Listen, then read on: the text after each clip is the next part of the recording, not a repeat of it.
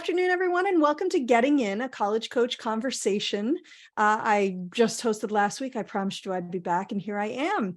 And I'm here with my weekly plea, which is don't forget to review us on Apple Podcasts. It makes it much easier for people who are looking for this podcast to find us. The more reviews we have, the higher we are, and therefore we're more likely to show up for people when they come looking. It is Military Appreciation Month here in the United States, and we're going to be talking about some military benefits available to students when they're going to college. But before we get to that, if you or your student has been thinking, college in Europe sounds really interesting, and I will tell you as someone who loves Europe, goes as frequently as I can, if I had thought about this back in the day, I would have been really interested in it. But I thought we thought it'd be great to bring two people representing the European Universities Consortium here to tell us a little bit more about some opportunities in Europe for American students. So joining me today are my guests. Ioana, oh my goodness, I mispronounced your name. Can you say it for me again? It's Ioana. Joanna. Yes. See, my problem is I had it and then I decided to read it and I got All it good. wrong. Joanna Alexandra Benea, who is president of the European Universities Consortium, and also is the Central and Eastern Europe liaison for Bocconi University.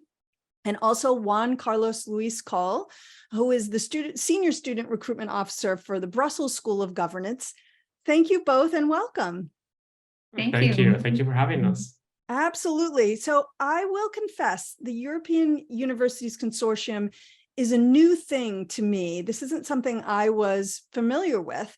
And so maybe you guys could tell us a little bit more about what that is and what universities participate. Just give our listeners who maybe have never heard of it a little bit more information about it.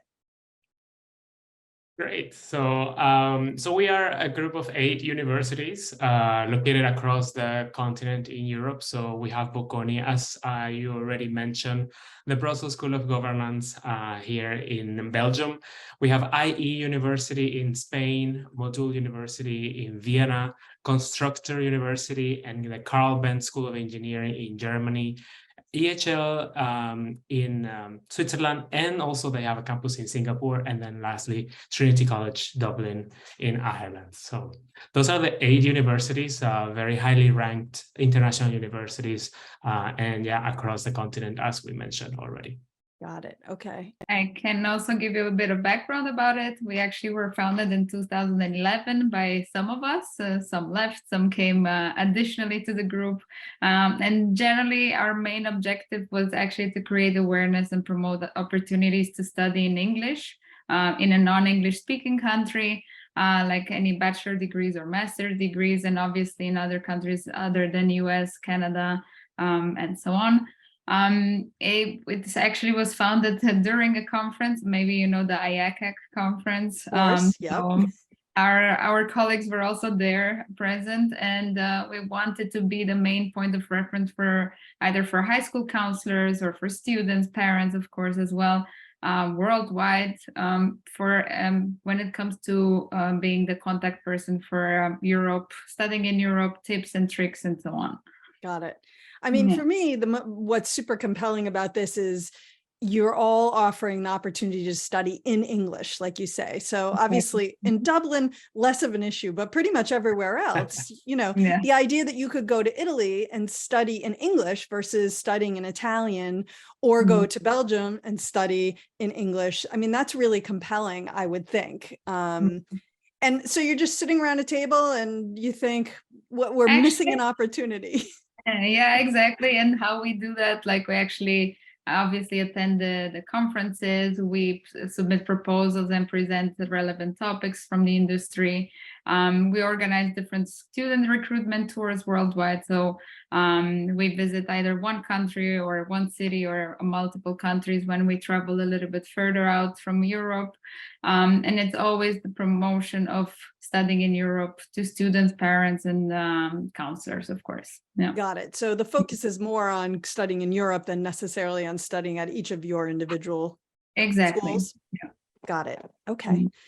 Anything beyond that kind of desire to promote studying in Europe that connects all of the universities who are involved in this? I can continue actually. So Sure. we have a couple of characteristics that brought us together, and also when we have new universities join, we try to kind of tick all the boxes, so to say. So first of all, we all are accredited, like, and recognized by the local government of each country, so that assures the quality of the programs that we're offering. Offering the programs in English, obviously, and not having a pre-requirement for admission the local language. Of course, students can study the local language, and even at some of us, like the language courses are mandatory. Like for Bocconi, for example, they have to study Italian in the first year, but obviously afterwards, they can also study other languages. We offer language centers at any of our universities. We're really diverse and highly international when we talk about background, about different cultures. And this means for us at least 60% international students coming from more than 100 to 120 countries. And I know for some of the universities, we even go with up to like 80, 90% in international students. Yeah. So we really try to stick to that. And we have a holistic admission approach, but maybe like we talk about this topic a little bit later as well. Okay. And I can let JC also add some points. No, I was gonna add that, other characteristics that, let's say, unify us, and as we already talked about, we're in different countries, different university, everybody doing their, their own thing. But these characteristics also include that we focus on a student-centered education. So, there are learners have different learning methods and different ways to, let's say, express their progression in their studies. So we try to adapt, our study methods, our assessments to these students. We also put them in the center of our objectives in terms of their career services, student services, for example, visa services as well, in order to bring them to Europe. We also, all of us have some kind of international relationships with other universities to promote more mobility. And that is something that is, let's say, ingrained in the European culture, let's say. And at the same time, we all offer internships, career advice, development, and so on.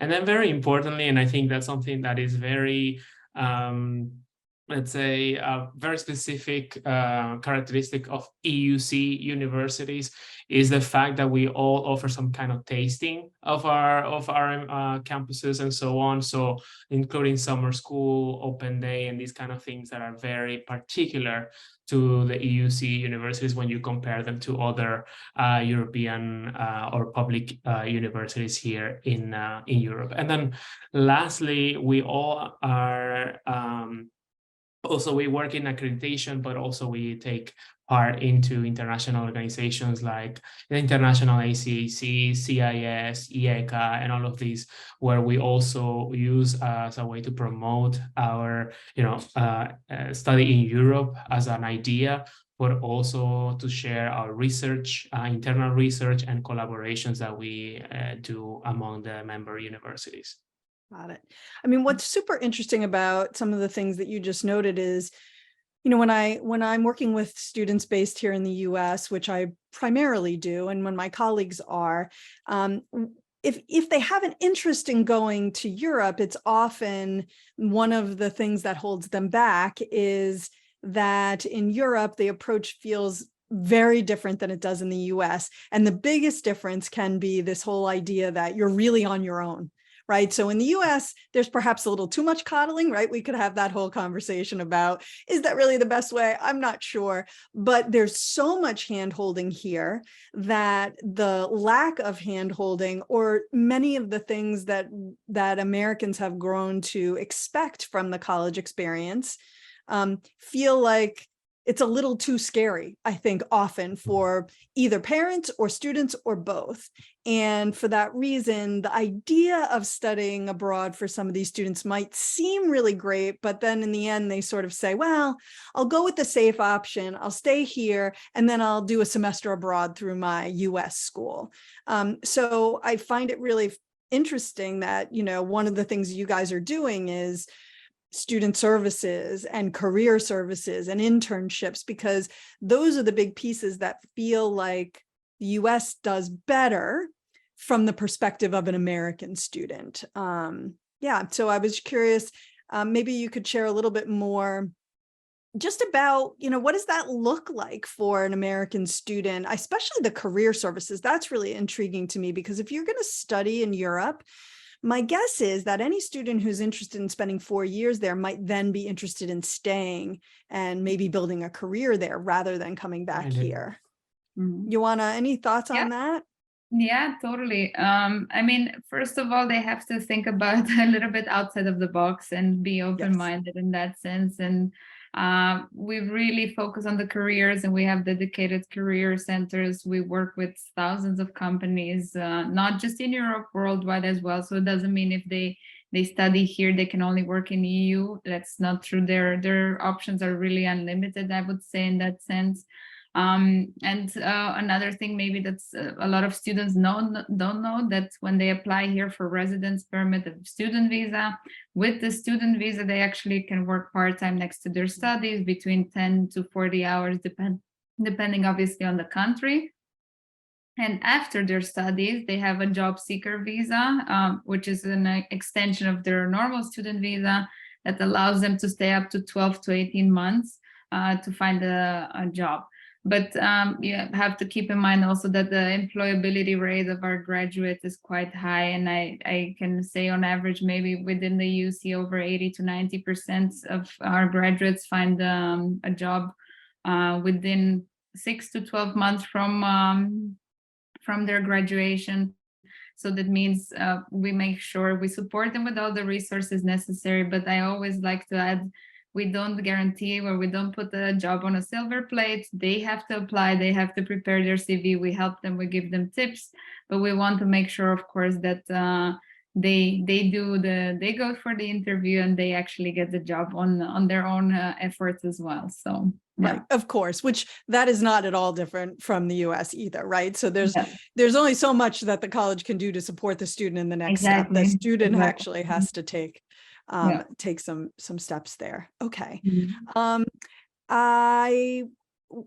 terms of an American student considering studying in Europe, what would you highlight as some of the benefits? Maybe Juan Carlos, if you want to start us off on that one.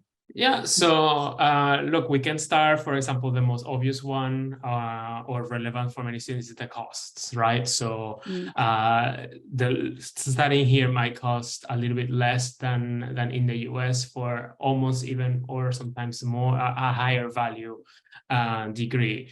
So here in Europe, it's not really common to take a loan or to be in debt after graduation. So that's something that we always emphasize to students, that studying here might be even affordable without any of those resources.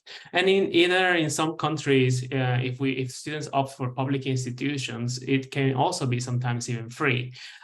So regardless of their nationality. So that's something that they can also consider.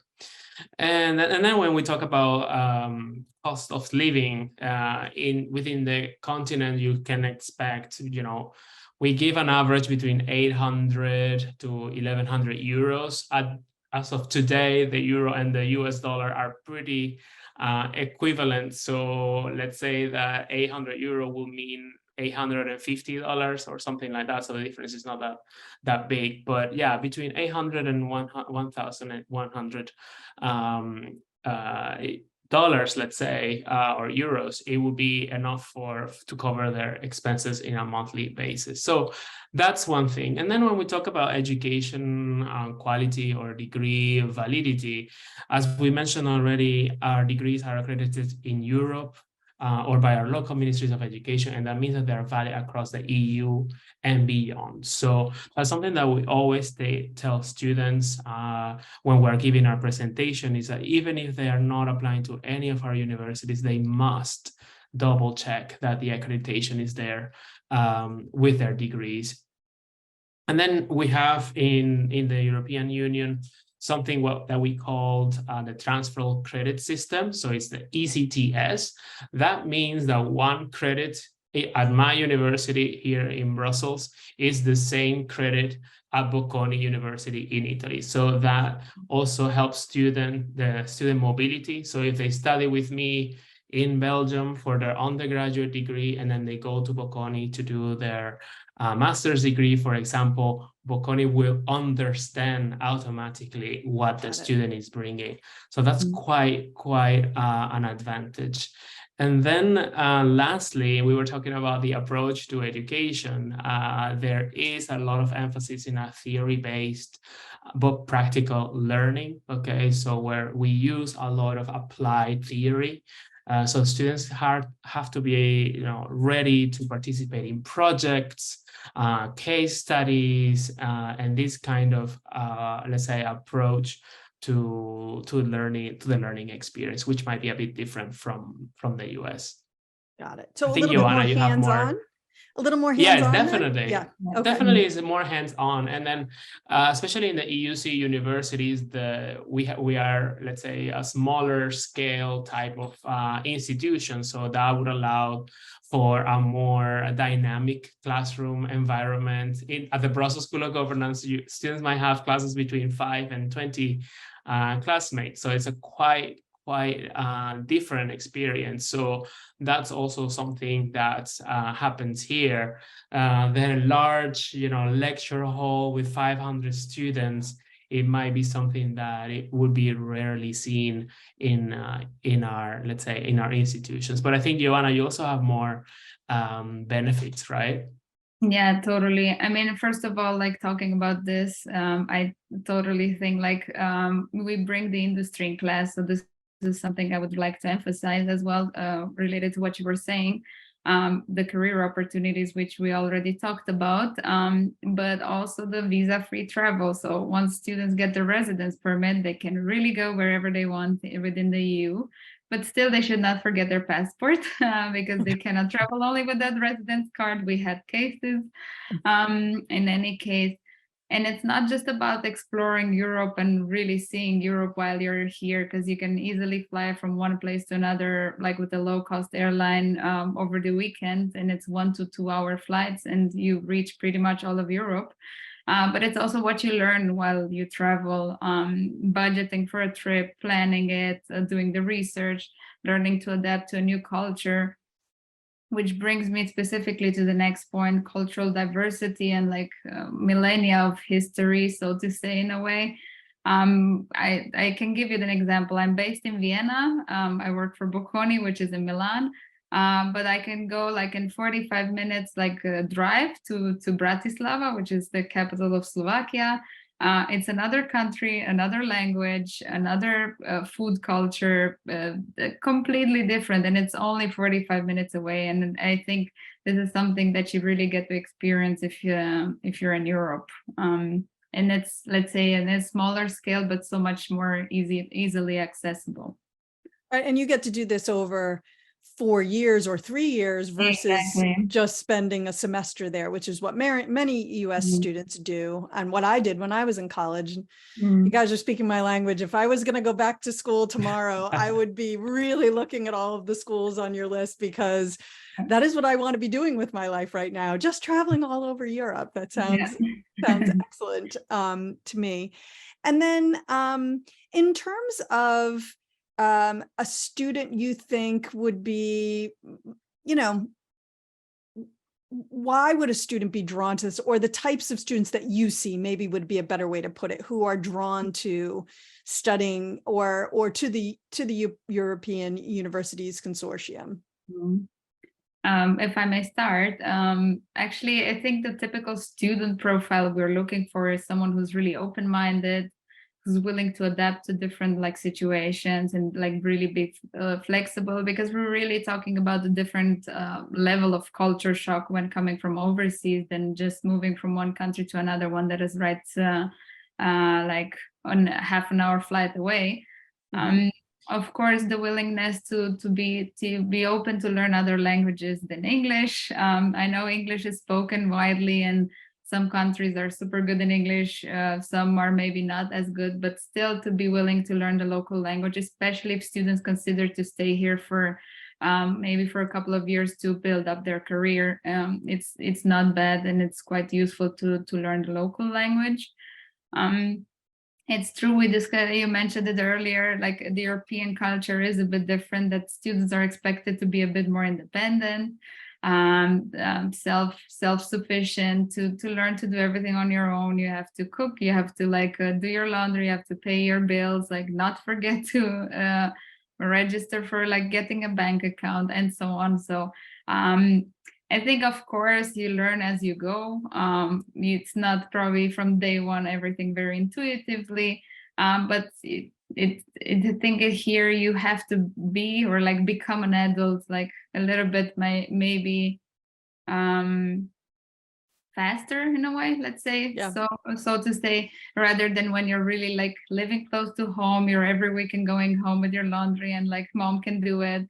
I think definitely here independence plays an important role. I don't know if JC wants to add anything. Yeah, I wanted to say that another thing that students should keep in mind is that the programs here are also a bit more specialized. Okay, so they, for example, the Brussels School of Governance, they will dive in right into international European law if that is the major of their study. There is no, let's say one introductory year as compared to the US. So students will definitely dive into the subject that they want to study, which gives them a little bit of less time if they're undecided or not entirely sure. So that could be perhaps a challenge. But the thing is that all of our universities have all kinds of initiatives to bring this, open the doors to other students, to bring them closer, to make them understand what our programs are all about. So I always tell candidates, please do read everything that I sent you, participate in everything that we send, talk to the current students as well through our websites and so on. So that let's say that could be a challenge that maybe if you go to a college in the US, you're not entirely aware of. I think also the fact that they are in Europe, for some students might consider it some kind of vacation or a fantasy of traveling every weekend. So they do need to, let's say, learn how to balance that life with travel, fun, and also working, because some students start working as well during their first year. So it is, I always tell them the irony is that I tell you, take advantage of your 3 years here with us, but at the same time, hey, you have to graduate. So that's also, let's say, another challenge that comes with what we were talking about, growing up quickly and so on. And then I think another is that students have to be ready to be open and to ask for help, communicate with us, because like we mentioned already, we have all these services for them available, but they need to be the ones, let's say, approaching us. So let's say, the expectation is that they are more proactive into also safeguarding their well-being. Okay, so that could also, let's say, be a challenge for certain students. Got it. And actually, that leads me to a big question that I wanted to ask, and you mentioned it, 3 years. So are all of the schools in the consortium 3-year programs? Because in the US, of course, the 4-year program is the standard. So I'm curious if they're mostly 3-year or all.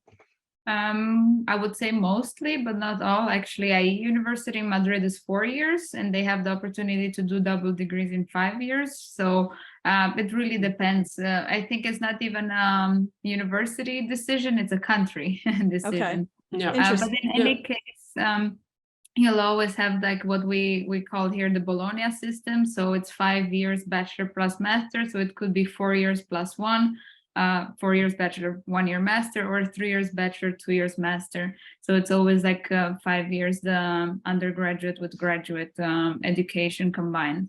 And in order to have to start with a PhD, if anyone is interested, they need to have a minimum of 300 DCTS collected from the bachelor and master. So this is something that is very specific to Europe. Yeah. Okay, interesting. And so why don't we, this leads me right to one of the bigger questions, which is around admissions. And I know that it's not standardized. So you all, the universities in the consortium have a lot of things in common, but the way that they do admissions is going to be different from school to school. And I'm curious if, how talented students need to be, or, just if there is a general profile you could share, and if there isn't, that's fine too, but just maybe some examples of the kinds of things that the schools are looking for. Yeah, so I can tell you that in the consortium, all of the universities adopt a holistic approach to the admissions. That means that we're going to look at the students' profile as a whole, including their grades, okay, but also their motivation and even sometimes their CVs. Okay, we listing whatever they have done in their experience that is relevant to the program that they are applying. It is true that, let's say, the entrance to our admissions committee, let's say, is the grades. So students have to have a pretty good grade average. Some of us is between 80 or even sometimes 90%, let's say, grade average. And so that we're talking about, over a 3.5 and over a 4 GPA in the US. So let's say that it can be quite high for certain students, but at the same time, as I said, we take a look at their motivation, we take a look at their CV and other, let's say, factors for their admissions. It is true that not one size fits all. So every university has their own system and their own, let's say, way of assessment. So yeah, we always tell the students, follow the university's instructions. As opposite to the US, there is no common European platform to, or even per country to apply to the universities, because the institutions are quite independent in that sense. However, some of us in the consortium are part of the common app, so students can send their applications through there. So that's something that they can check with their admissions representative. Otherwise, yeah, they have to submit their own applications, but we are very familiar, or let's say we also use things like SATs, TOEFL, and these, let's say, tools for admissions. So especially for US based students, that SATs is something that they almost automatically do. That is something that most of our universities accept and recognize. But I think, Joanna, you also have more points to add, right? Yeah, I mean, like actually just a couple more bits from my experience as myself also an independent counselor. Maybe more when it comes to the documents, so CVs. I know in the US it's quite different than Europe. In the US, students have to really explain what they did in each job or each experience, internship, and so on. In Europe, we're looking for really brief, like to the point CVs. So for example, you have an internship or a job, 3 bullet points, like the most important, like what were your tasks, so the reader understands. At that stage in life, I would say with 18-year-olds, if the CV should not be longer than 2 pages, definitely not. It's, for example, in Europe, it's fine to add a picture. I know in the US, this is like quite a topic. So again, they're really small details, but even keep in mind, some universities have templates of CVs on their website directly, or they give you clear instructions. The same with the motivation letter, like 1-2 pages tops. For some universities, 1 page is more than enough. For Bocconi, for example, we say we added up to 2 pages specifically because students can apply up to 4 programs at the same time. Therefore, we give them a bit more space to explain why they're interested in each of these programs. And generally, I would say if you don't find any information about what you need to apply or like how should the documents look like, and don't hesitate again to be open to communicate with the university, with current students, with professors, with the admission team. So like with people like us, we're always happy to help, to advise, to give you like tips how to, or to even like have a look at your documents and tell you like what can you improve in order to increase your chances of getting admitted. So we all have like regional representatives as well. So it's definitely something to really take advantage of when applying. Yeah. Right, because that is actually somewhat unique for you, having spent some time in England and gone to visit some of the universities there. It's very opaque in many schools. They don't want to meet with you. They don't want to talk to you. They don't want to talk through, but they have a really amazing website with lots of great resources. But if you are used to being able to go to a school and meet somebody and ask a few questions, that's not really a thing. So what's also very fascinating and wonderful about what you guys are doing is you're making that available, which to me is going to make it a whole lot more likely that American students are going to say, oh, this is possible. And it doesn't feel so overwhelming, like it's all on me to figure out how to present myself in the best way. So I'm going to echo what you said, and they're there for you. So reach out to them, right? I think that is key. And I, a couple of things I wanted to hit on that I heard from you is just, you said a statement of intent. Is that what you called it? Motivation. Yes, motivation.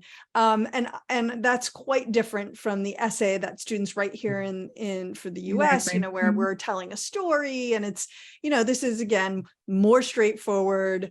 This is what I'm interested in studying. This is why. Here's what I've done related to it. And then if you're writing about 4 things, then do it again, do it again, do it again. And I think for some students that could be really appealing. I mean, that's so much easier, in my opinion, than the story that you're telling here in the US.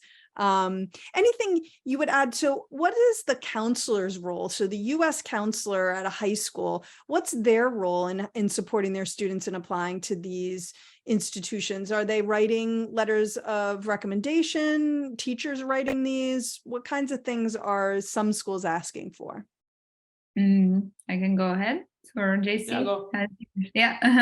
So in any case, I think the first support is really to be there for the students, and if they don't know about any university, to really ask us. We're always happy to help, or we're organizing fly-ins as well, so to maybe appeal to that and try to visit the campuses to understand them a little bit better. I know for some universities, letter of recommendations are quite important, for some less. So I would definitely check with the university first. But I always recommend students, it doesn't matter if the university asks for one, always ask for a letter of recommendation, either from your counselor, from your professors. It doesn't matter, as long as you have a couple of them, you will always find some use for them in the future. That's for sure. Yeah. Well, and it, sorry, go on. I don't know if JC wants to add anything else. Yeah. Okay. Yeah. No, JC, I was gonna say that the counselors, in my case, we reach out to the counselors quite often to perhaps verify documents, so that way that the student doesn't have to mail anything or translate anything. So it's more of an admin role. And whenever we are hesitant about a student, perhaps because they have the grade, but maybe they're not the motivation, or vice versa, then we reach out to the counselor and basically ask, we have this student from your school, and please tell us a little bit more in order to help with their admission. So yeah, it's a very different role, I think, from other schools. Yeah. Got it. So including a telephone number, which I know the Common App asks for, but which maybe I would hope the individual applications would ask for it too, but just something good for students and counselors to be aware of, that including a counselor telephone number is probably would be really helpful, or certainly an email address. I guess you An could always email, reach and out. yeah, via I would say email definitely, because Yeah. sometimes overseas like That's calls true. can be like a Yeah, different, yeah. but yeah, Yeah. like I think nowadays everything goes over emails. Yeah.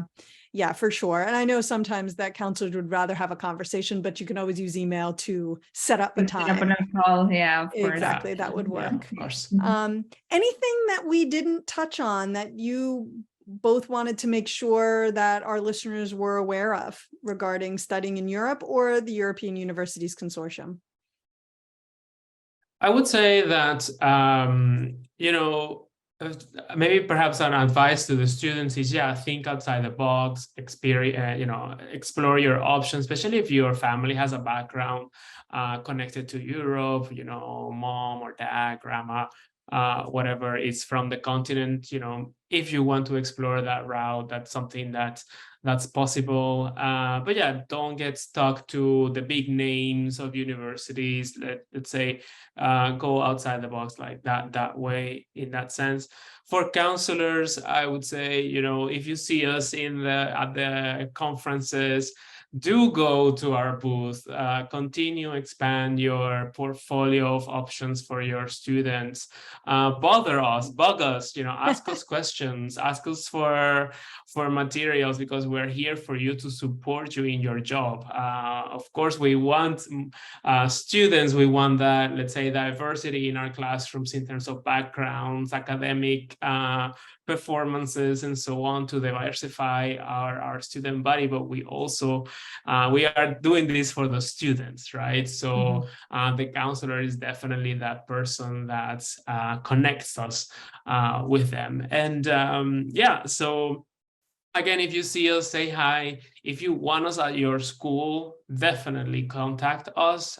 We, as Joanna mentioned already, we travel pretty much all over the world as a group. And the nice thing about the EUC is that you can get 8 universities most of the time. We all travel together, 8 unis in one visit. So again, facilitating things with your organization and your school and all of that. I don't know, Joanna, if you wanted to add something else. Maybe a final idea, like just don't be afraid to make the step to go away from home. Indeed. And if it's a bit further away, you won't regret it at all. Like it's definitely like I think you will definitely have an advantage to the colleagues that stayed around close by home, because you'll become more independent, you'll have different opportunities, you will discover so much. And also to keep in mind, like Europe is just naturally inclusive. Sometimes it's really like maybe you would be concerned about like topics like racism and so on, and maybe it's not the case in Europe. It's totally different, I would say, in that sense. People are open-minded, but don't forget, obviously, always to do your research before you move somewhere, because a country like Italy and a country like Germany could be totally different. It's not all the same. They are. Europe, even though they're so close by. Some are more open-minded, more friendly, some are a bit more closed, but need a bit of time to open up. But then once you get to know them really well, they could be your lifetime friends. So I would say this is like my piece of advice, obviously adding to and to what JC said as well. Yeah. Wonderful. Thank you both so much for joining today. This was super informative. And like I said, I'm sold. If I was applying to college tomorrow, I would be checking out all of the universities in your system. And hopefully we've piqued the interest of some of our listeners. So I really appreciate your time today. Thank you. You're welcome. Thank you for having us. Absolutely. It was a pleasure. It was a pleasure. Awesome. All right, we're going to take a really quick break. And when we get back, we're going to be talking about military benefits available to families in the college process. So don't go away.